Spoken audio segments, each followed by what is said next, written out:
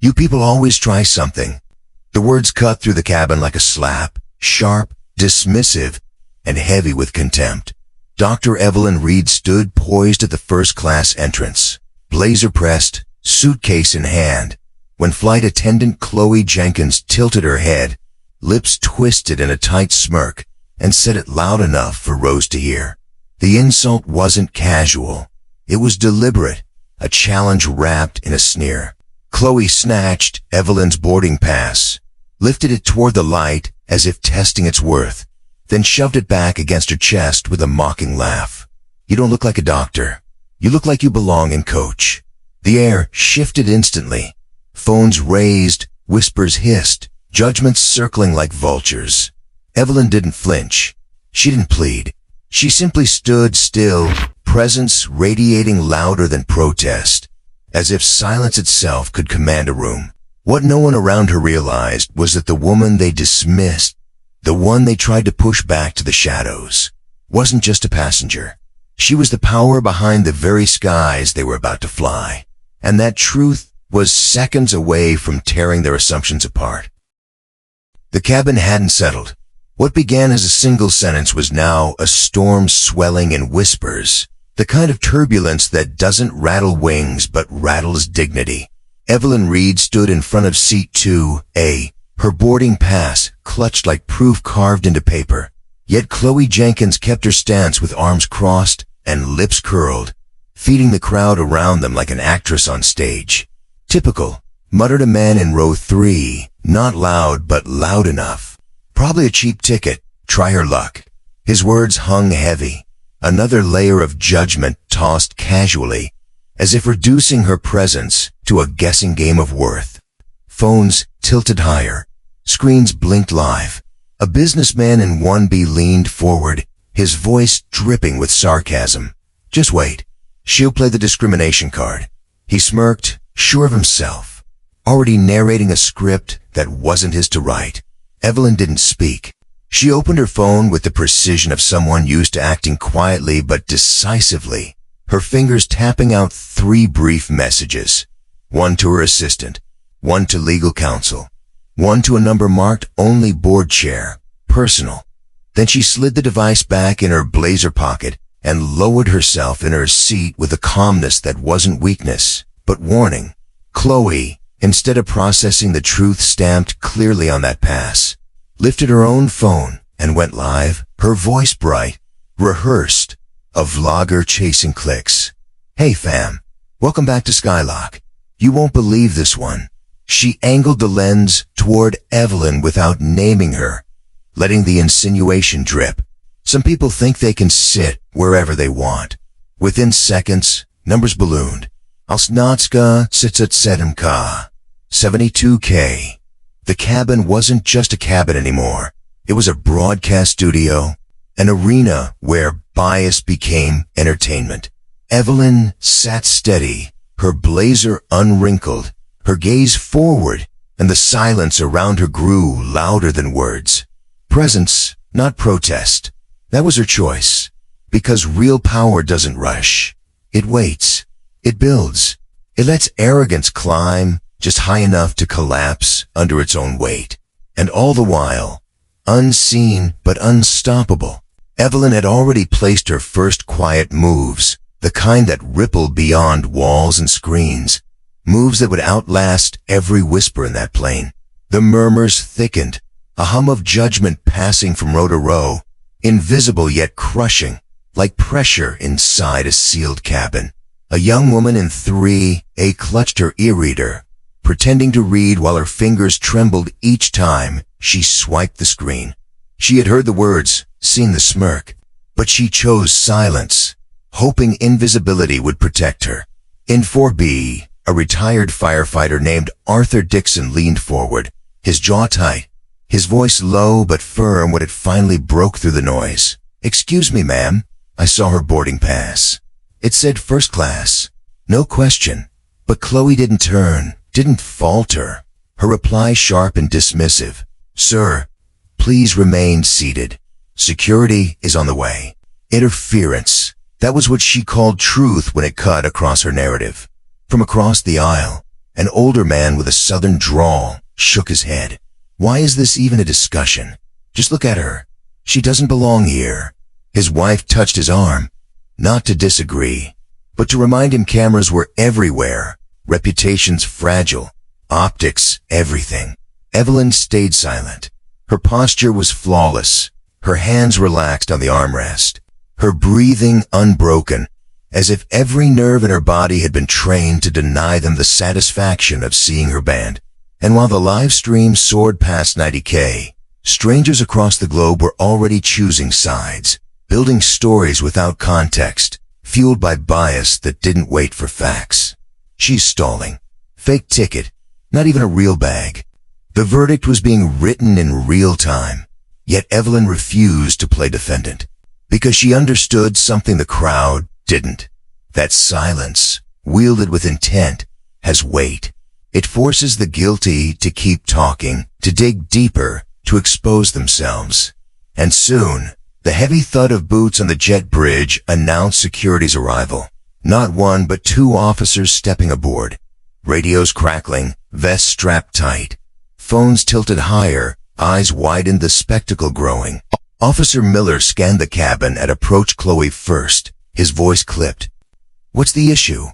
Her reply, snapped out instantly, rehearsed.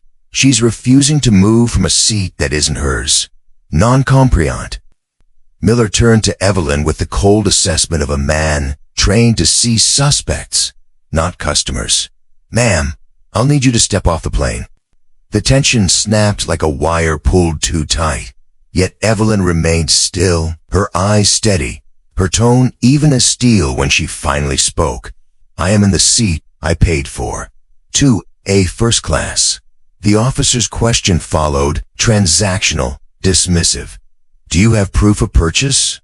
And with that, Evelyn reached calmly into her bag, every movement deliberate, every second stretched into an unspoken declaration. Because what she was about to place on that tray table wasn't just proof of a seed. It was the first crack in the wall they had built around her, a signal that this storm was only beginning. Officer Miller stood solid in the aisle, shoulders squared, his tone carrying the authority of someone used to instant compliance. "Ma'am, step off the plane," he repeated, eyes narrowing as though Evelyn Reed were a trespasser, not a ticketed passenger. The passengers leaned in closer, their breaths suspended, phones tilted higher, eager to capture the moment someone in authority put this disruption to rest. Chloe Jenkins hovered by his side, phone still in hand, live stream counter climbing past 110K, her smirk tightening into triumph. "Told you," she muttered under her breath, certain the show was hers. But Evelyn did not rise. She did not tremble. She looked up at Miller, posture unwavering, and spoke with a voice smooth as glass. "I am seated exactly where I belong. 2A first class, paid in full." Her words didn't carry heat, only clarity, the kind of clarity that unsettles because it cannot be argued with. Miller's jaw clenched. "Proof of purchase," he demanded. And then, with deliberate calm, Evelyn reached in her designer tote, every motion unhurried, refusing to give them the optics of panic. From inside, she withdrew not a stack of crumpled papers, but a sleek wallet. Out slid a black Amex Centurion card, its surface gleaming, placed squarely on the tray table. Alongside it, she laid a business card, black, silver embossed, the kind that announced weight before a single word was read. "Evelyn Need, PhD Fundi ECU, Zeniti Ewespesiu." The cabin murmured, a shift in the current, subtle but undeniable. Some passengers squinted, others whispered, names turning into recognition. Chloe scoffed, covering the sting with bravado. "Anyone can print a card," she snapped, eyes darting nervously toward the live chat on her phone, comments flooding with questions she didn't want. Evelyn tilted her head, her gaze locking on her with surgical precision. "And anyone," she said softly, "can embarrass themselves, apparently." The line landed like a pin dropped in silence, sharp enough to pierce the performance. For the first time, Chloe's voice faltered, her smirk cracking, the power she clung to slipping grain by grain. But Miller pushed forward, clinging to procedure, clinging to the illusion of control. "Ma'am, please. This can't be sorted here. Step off the plane." His voice was firmer before, now thinner, tinged with hesitation. Evelyn leaned back slightly, her hands folding neatly in her lap, as if she were in her own office, not trapped in a metal cabin. "Captain Davy should be informed," she replied evenly, "because if you continue down this path, you will not only remove a passenger, you will ignite a corporate disaster." Her tone carried no threat, only inevitability, the weight of someone who understood contracts, negotiations, and the fragility of reputations. The cabin shifted again, spectators becoming jurors, the silence no longer judgment, but suspense. And then the cockpit door opened. A soft click, a step into the aisle, and Captain Derek Davis emerged, tall, silver-haired, a man who carried 3 decades of flight beneath his shoulders. His presence hushed the noise instantly. Chloe lowered her phone, though the stream still ran. Miller straightened. Passengers held their breath.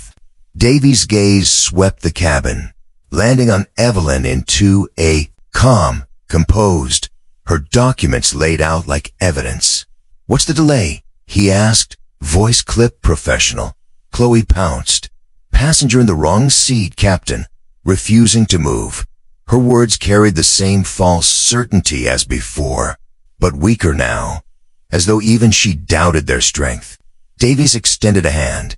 "May I see your boarding pass, ma'am?" Evelyn offered it with the same unflinching grace, Idaho alongside. Davies scanned once, then twice, his brows furrowing not in confusion, but recognition. The name, the title, the weight behind it. The air thickened, as if the truth itself pressed on the walls, waiting to collapse the story Chloe had built.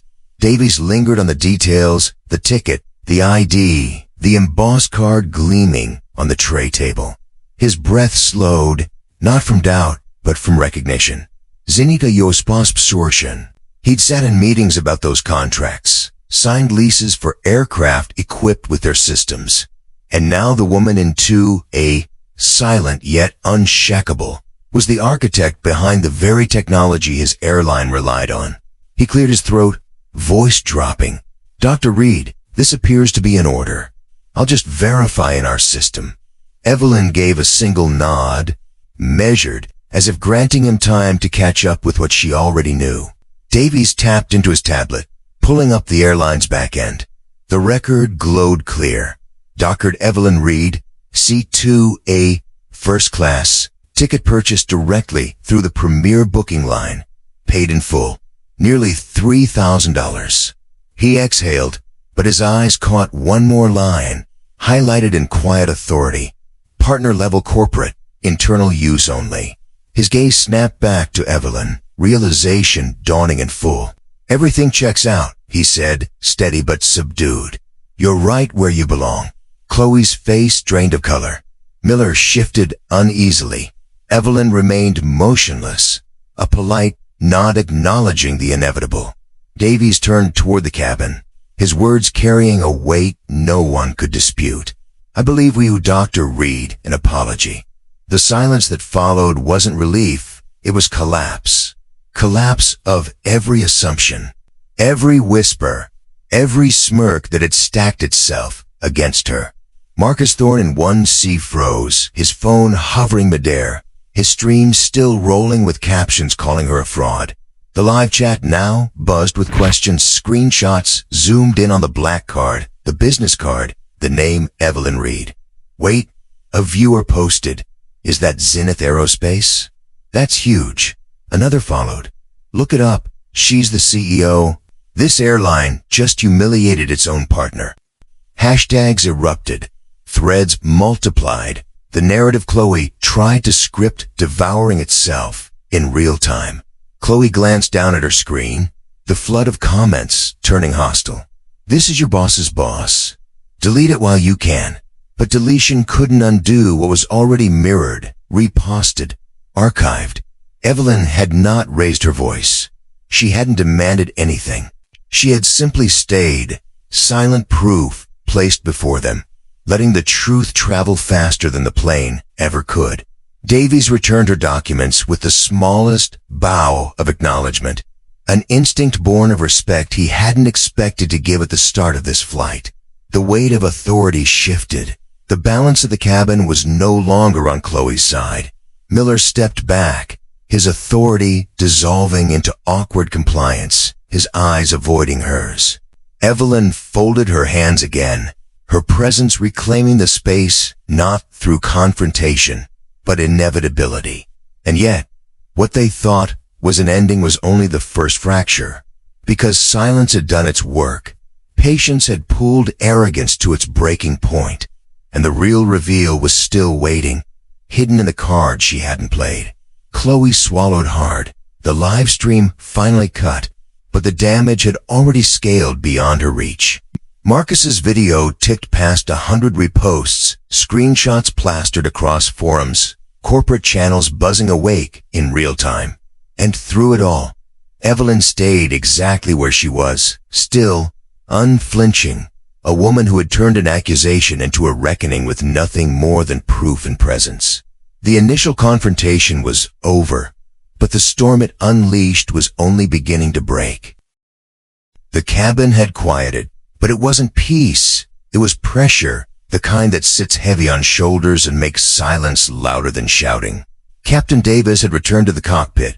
Officer Miller had taken a seat, and Chloe stood stiff near the galley, her phone dark now, her confidence bleeding out in silence. But the real storm wasn't in the air. It was on the ground, moving at the speed of fiber optics.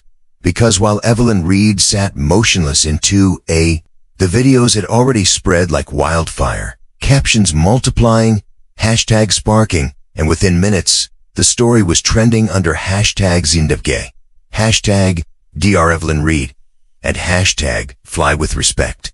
In row 3B, Sophia Revere's phone buzzed endlessly.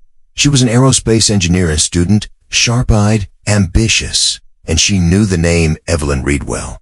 She had studied her designs, quoted her research, dreamed of one day standing in the same room she commanded. And now, here Evelyn was real, present, enduring humiliation and silence while the world scrambled to catch up. Sophia's hands trembled as she refreshed her feed, watching the narrative flip in real time. From fraud to CEO, from seat thief to industry titan. Across the aisle, Marcus Thorne in 1C scrolled his own stream with dawning dread. His video, posted with a sneer, was now evidence of his own arrogance, dissected frame by viewers who recognized Evelyn's credentials faster than he ever could. The comments mocked him as much as Chloe, branding him complicit in a humiliation that would cost the airline more than any lawsuit.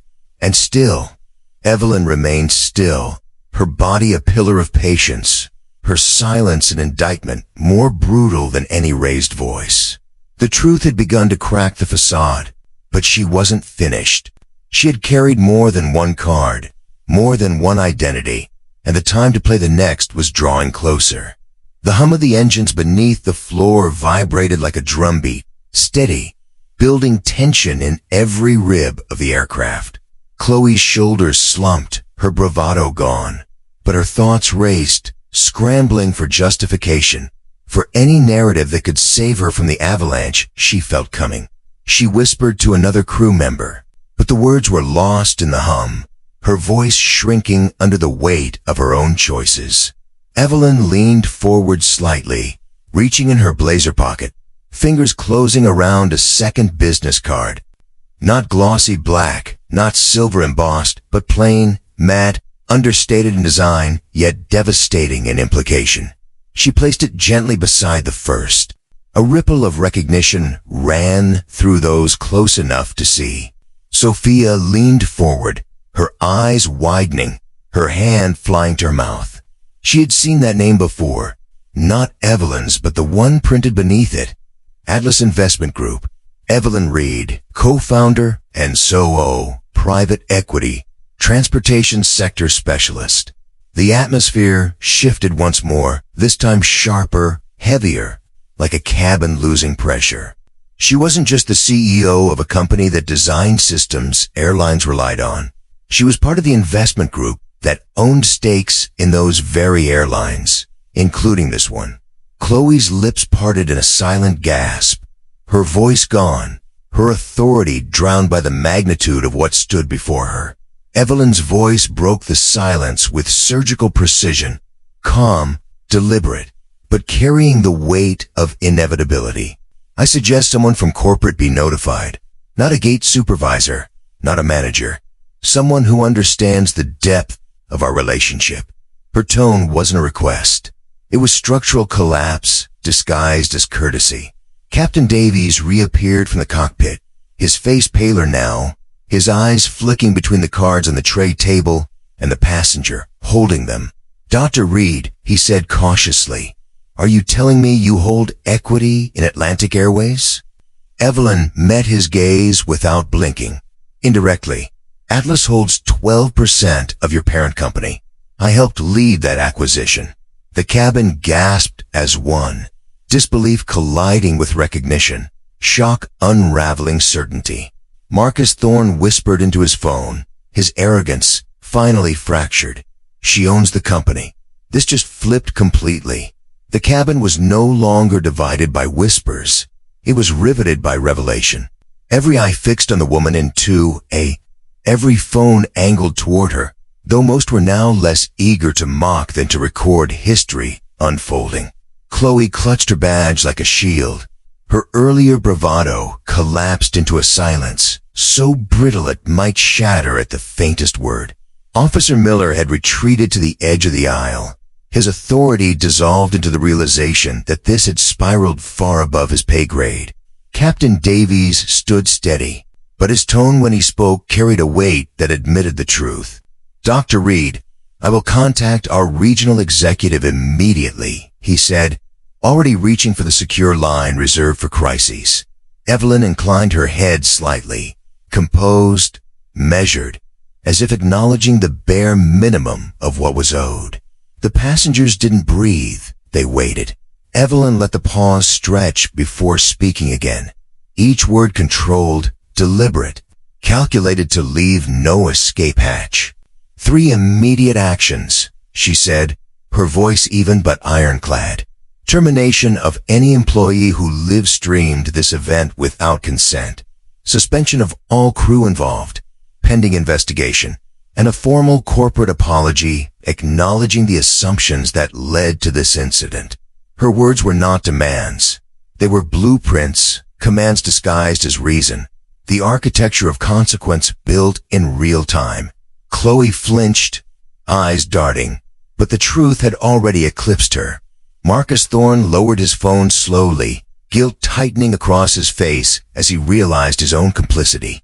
His video was still spreading, but now it was proof of prejudice, not justice. Davies's secure line crackled, voices on the other end terse, urgent, scrambling for damage control. Legal, PR, investor relations. The machine of corporate survival was already grinding awake. Evelyn sat unmoved, the card still resting on the tray before her, silent evidence of leverage. Sophia Revere's hands shook as she started her own live stream, this time not to feed gossip, but to capture reform as it was demanded. "When quiet power speaks," she typed into her caption. Her stream caught Evelyn's calm profile, Chloe's pale expression, Marcus's bowed head, and it spread, not as scandal, but as a lesson. Outside the cabin, the story had breached the walls of the plane, igniting forums, news outlets, and industry chatter. Screenshots of Evelyn at keynote addresses flooded timelines. Articles titled "Meet the Woman Revolutionizing Aviation" went viral, hashtags multiplying, trending worldwide. Chloe's earlier words, "You don't look like a doctor. You look like you belong in Coach," were clipped, subtitled, dissected in 1,000 posts. Bias laid bare, arrogance immortalized. And through it all, Evelyn remained still, her silence weaponized into something sharper than fury. The realization rippled across the passengers. They hadn't been watching a disruption. They'd been witnessing a reckoning. Davies returned, his face drawn. "Corporate has been alerted," he said, his voice careful. "They're preparing a response." Evelyn nodded once, unflinching. "Then prepare them for more. Atlantic Airways operates 14 aircraft leased from Zenith. 20 more are under negotiation. Those discussions are paused until this matter is resolved with transparency." The words detonated softly, not shouted, but their impact thundered through the cabin. Every passenger understood now. This was no ordinary traveler, no ordinary dispute. This was leverage at 30,000 feet. Sophia's audience swelled, hundreds turning into thousands, her stream flooding with comments of awe, respect, outrage, and realization. She looked at Evelyn not as a passenger, but as a teacher, a blueprint for dignity under fire. Marcus Thorne exhaled heavily, then stood, voice carrying across the cabin. "I judged you," he said, shame-lining every syllable. "I filmed you like a spectacle. I was wrong." He raised his phone like a confession. "I'll post the truth now, the whole truth." Evelyn offered nothing but a slight nod, as if to say his repentance mattered less than the lesson it carried. The passengers shifted, reflections spreading like a slow contagion, and for the first time the cabin seemed less divided and more united under the weight of what they had witnessed. Evelyn had not raised her voice, yet the system around her was bending, breaking, recalibrating. The reveal was complete, but the storm had only begun its descent. The weight inside the cabin had shifted completely. Where once there were whispers of fraud, now there was awe, disbelief, and the uneasy quiet that comes when arrogance meets truth. Evelyn Reed sat in too, like a fixed point, her hands folded neatly, her breathing steady, as the world around her scrambled to rewrite what it thought it knew. Chloe Jenkins leaned against the galley wall, her phone clutched but useless now. The once cheerful vloggers silenced by the tidal wave of consequences closing in. The comments she had sparked, the live stream she had fueled, were no longer hers to control. They had turned on her, demanding accountability she had never expected to face. Evelyn had said nothing more, yet the revelation of her second card, Atlas Investment Group, had detonated in the cabin like a silent bomb. She was not just a passenger with a premium ticket, not just a CEO of a company supplying the airline's technology. She was part owner of the airline itself, a woman whose reach extended into the very foundations of the system that had tried to eject her. Captain Davis remained near the cockpit, voice low as he relayed updates to corporate, but his posture betrayed what he felt, the certainty that the balance of power had left his hands entirely. Officer Miller had melted into the background, his earlier authority gone, a man stripped to silence by the realization that he had nearly laid hands on the woman who financed his paycheck. The passengers understood it too. Every glance toward Evelyn was laced with a new awareness, a shift from judgment to reverence, from bias to recognition. Marcus Thorne's phone buzzed endlessly in his lap, notifications exploding on his careless post. He stared at it like it was a weapon that had backfired, the caption "First-Class Fraud Unfolding Live," now mocked by commenters exposing his ignorance. He finally unlocked it, fingers trembling as he tried to amend the damage, typing out, "Correction. That woman is Dr. Evelyn Reed, CEO of Zenith Aerospace and partner of Atlas Investment Group. I was wrong, but it was too late. The internet had already made its own judgment, and it was not kind." Sophia Revere's phone, meanwhile, was alive with excitement, her stream multiplying as viewers watched the quiet power of a woman they admired play out in real time. She whispered into her mic, her tone reverent. She just turned humiliation into history. Remember this moment. The elderly Mrs. Henderson in 2D reached for her husband's hand, her earlier complicity weighing heavy. "We were part of it," she whispered. We nodded along. Her husband avoided her gaze, but the truth pressed against them both. Evelyn finally moved. Not abruptly, not dramatically, just a small shift forward, her fingers returning to the tray table where the 2 business cards lay. She picked them up, placed them neatly back in her pocket, then reached instead for her tablet. The screen lit up, its glow cold and corporate, a dashboard of contracts, timelines, and investments. She scrolled with the same calm precision that had defined her from the moment Chloe spoke the first words. And then she tapped once, twice. Somewhere hundreds of miles away, alerts triggered in corporate offices, legal, public relations, investor relations. The airline's headquarters, already panicked by trending hashtags, now received a direct notification. Zenith Aerospace Solutions had paused negotiations on the leasing of 20 new aircraft. The silence in the cabin grew heavier as Evelyn closed the tablet. Her gaze forward, her presence immovable. She had not raised her voice, but she had pulled a thread that reached far beyond this plane. The passengers didn't know the details, but they felt the shift, the ripple of power extending beyond what their eyes could see. Chloe's breath came shallow, her face pale, as she whispered, "I didn't know." Evelyn turned her head slightly, her tone sharp but controlled. Not knowing is not an excuse. Not verifying, not questioning your assumptions. That is failure. The words cut clean, not angry but absolute. Chloe lowered her gaze, shame etching itself across her features. Davies cleared his throat, re-entering the aisle. Dr. Reed, corporate, is preparing a formal response. They've asked me to assure you this matter will be handled with the highest urgency. Evelyn's eyes locked on his, unflinching. "See that it is," she replied. "Because this is not just about me. This is about the system you operate, the assumptions you allow, the biases you leave unchecked.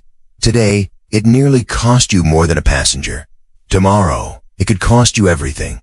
The line landed with a weight no one in the cabin could miss. The revelation wasn't just Evelyn's identity. It was the mirror she held up, forcing everyone to see what they had ignored, excused, or whispered. And for the first time, the passengers began to understand that the big reveal was less about who she was and more about who they had chosen to be when silence asked for their complicity. The hum of the engines seemed louder now, as if the aircraft itself strained under the weight of what had unfolded inside its cabin.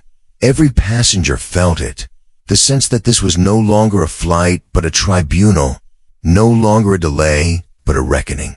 Chloe Jenkins pressed her back to the galley wall, her badge cold in her hand, her earlier smugness shattered into fragments too sharp to hold.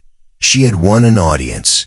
Now she had one larger than she could ever imagine, and every comment was a blade cutting into the facade she had built.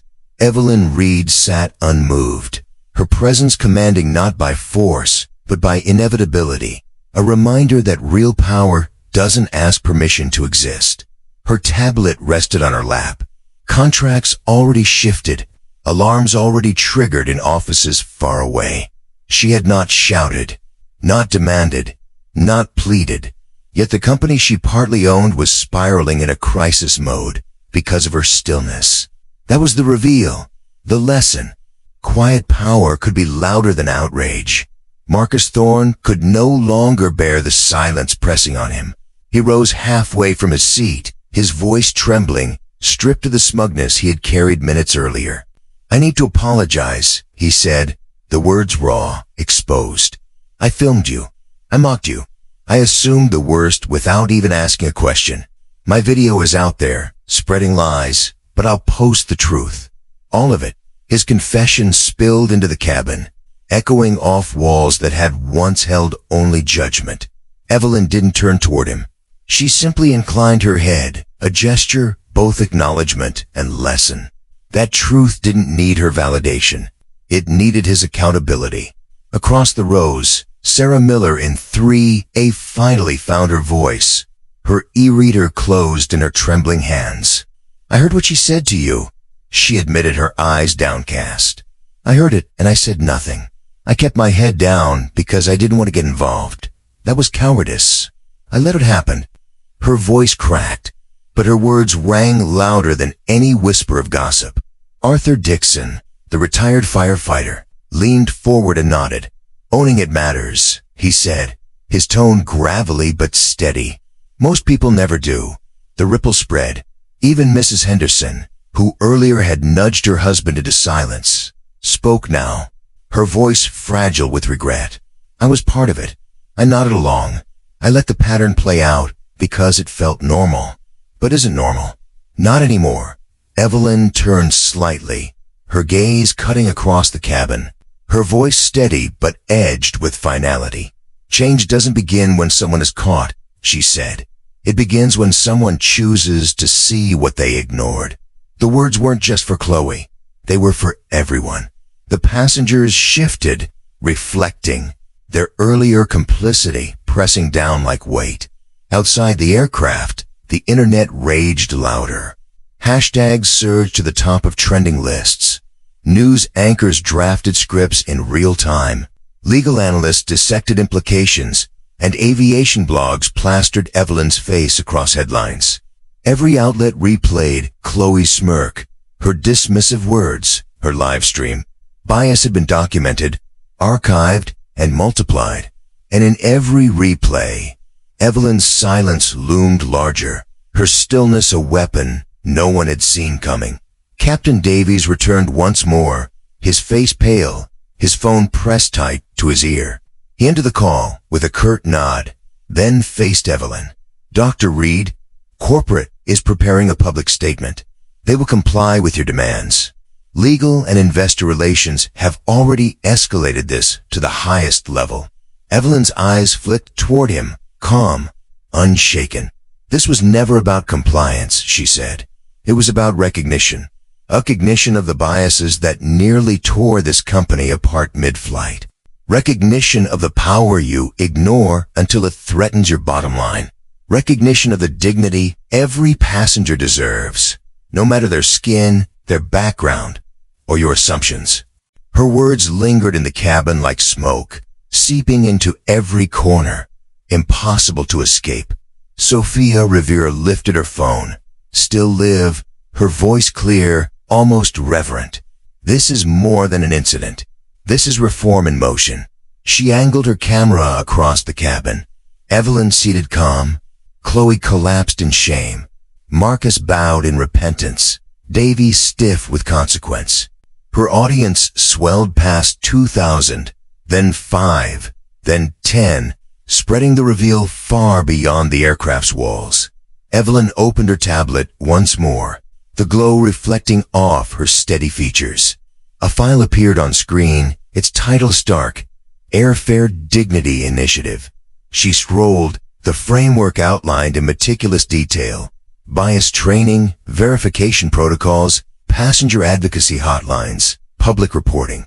She tapped once, twice, sending the file across encrypted channels to the airline's legal team, to government transportation officials, to oversight boards. Not a threat, but a blueprint. Not vengeance, but reform. The big reveal was complete. Not just that Evelyn Reed was powerful, not just that she held equity in contracts, but that she carried change in her hands, and she was delivering it mid-flight.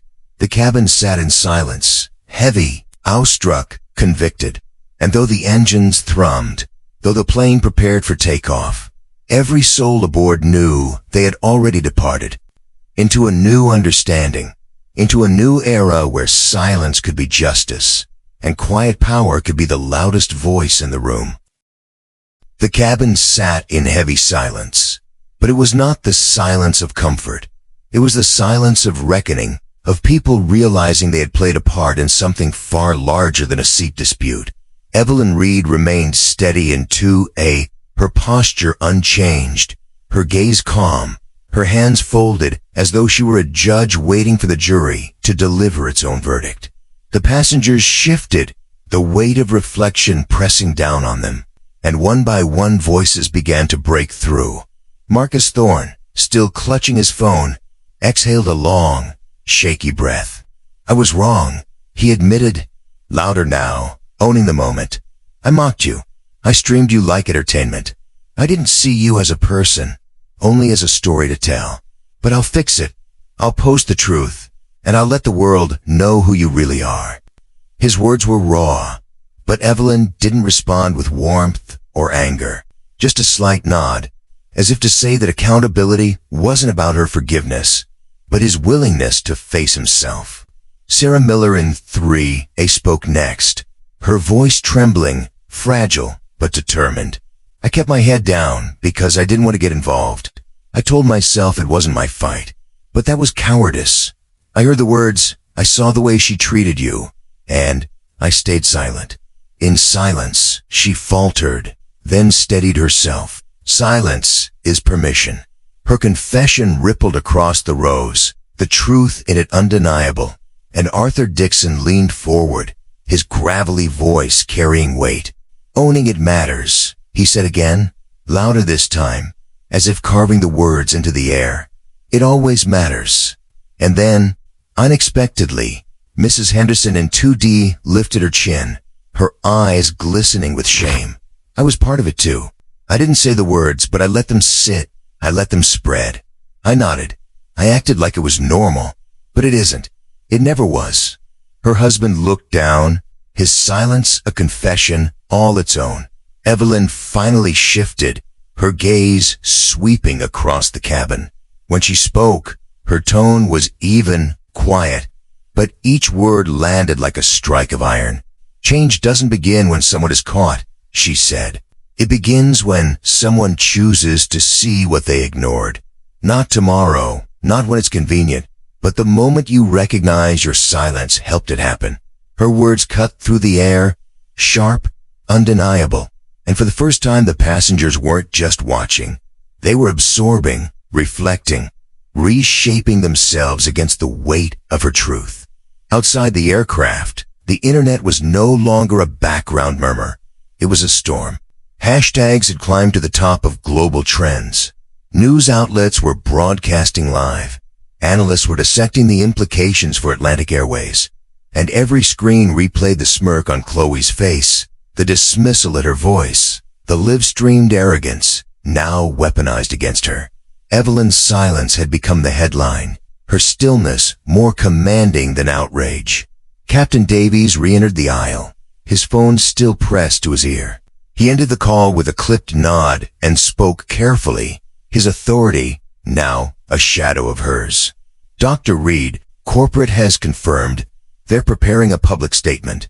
They're suspending all crew involved until the investigation concludes, and they're issuing a direct apology to you personally." Evelyn looked up at him, her eyes sharp but calm. "This was never about me personally," she said. "It was about every passenger who has ever been judged by appearance before documentation.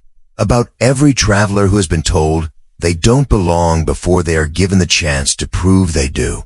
Davies swallowed, the truth pressing harder than any turbulence.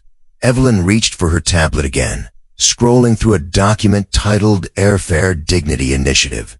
Her voice remained steady as she outlined the steps, her words carrying the force of inevitability. Mandatory unconscious bias training for all customer-facing employees. Passenger verification protocols that prioritize documentation, not stereotypes. A 24-hour passenger advocacy hotline, monitored by neutral oversight. Quarterly reporting of diversity metrics, submitted to the FAA and made public. Each item fell like a hammer, not shouted, not demanded, but laid down as if carved in a stone. Sofia Rivera captured it all, her live stream exploding with comments, her caption updated in real time. "This is reform. This is history."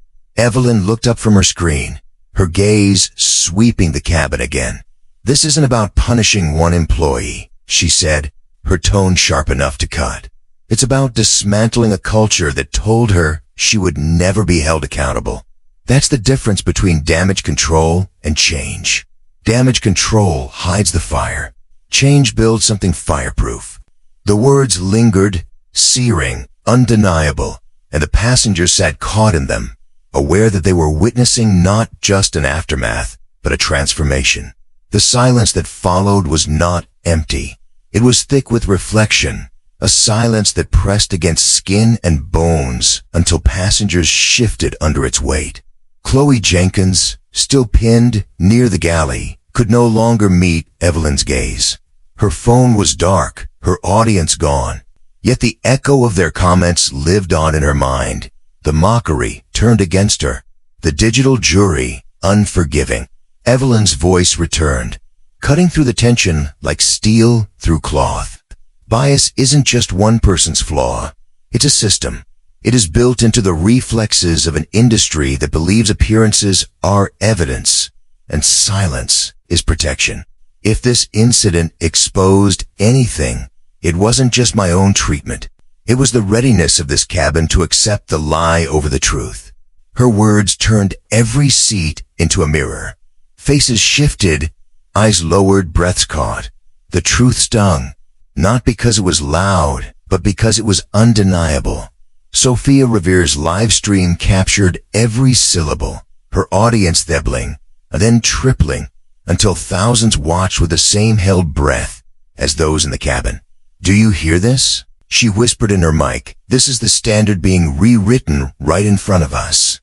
Evelyn placed her tablet flat on the tray, its glow casting shadows across her steady hands. "You saw what happened when arrogance went live. You saw what happened when silence filled this room. Now you'll see what happens when accountability becomes louder than both." Captain Davies returned from another hushed call, his shoulders heavy, his authority eroded. He addressed Evelyn with a tone more deferential than any passenger had ever heard mid-flight. "Dr. Reed, corporate has accepted your initiative in principle. They will make the announcement within the hour." Evelyn's gaze did not soften. "Principle is not practice," she replied. "A press release is not reform. Action is reform. You'll forgive me if I require more than promises." Her demand was clear, her tone unwavering, and the passengers realized this was not a negotiation. It was a directive. Marcus Thorne shifted in his seat, guilt still etched deep.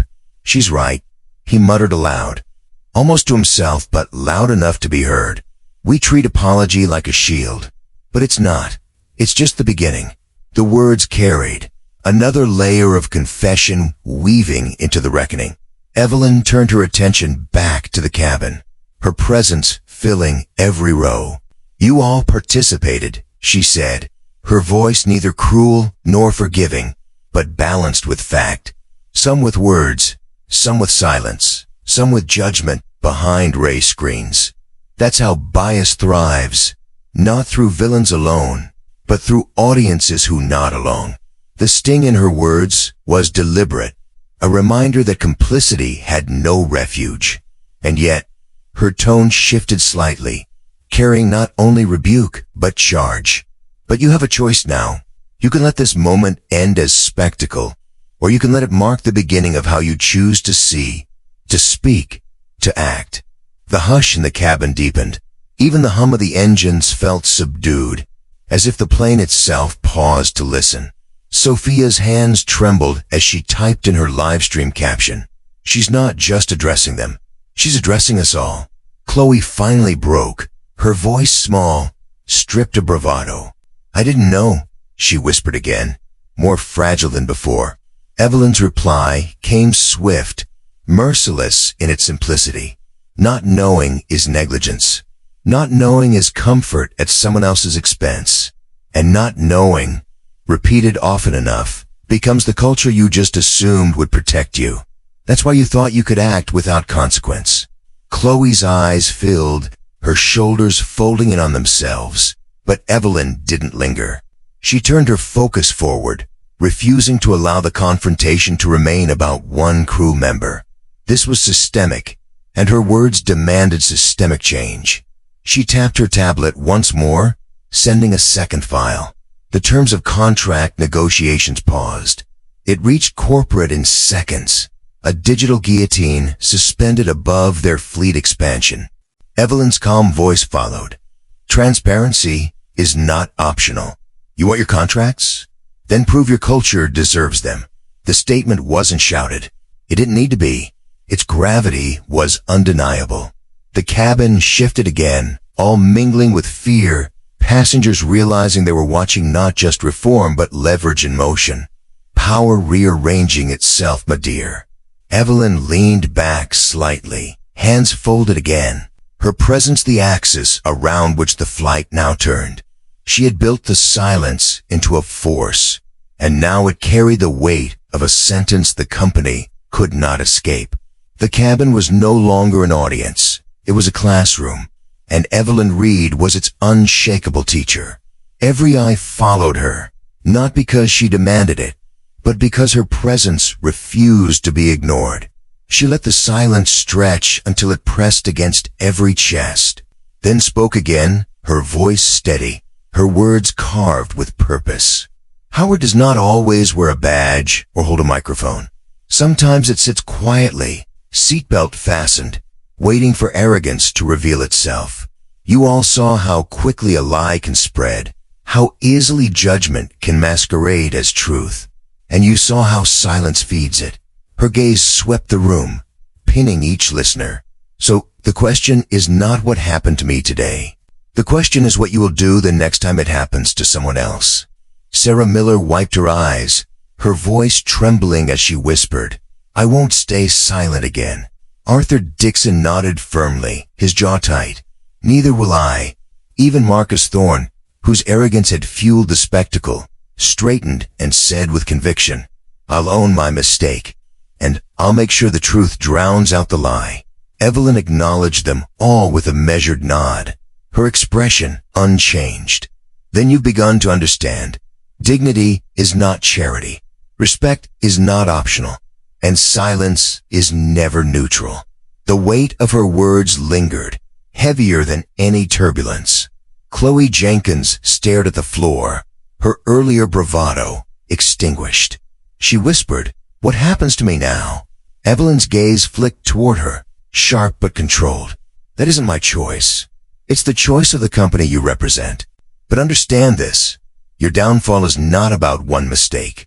It is about the culture that told you arrogance was safe, that bias was invisible, that silence would shield you. Today proves it won't." Chloe closed her eyes, absorbing the truth she had avoided for too long.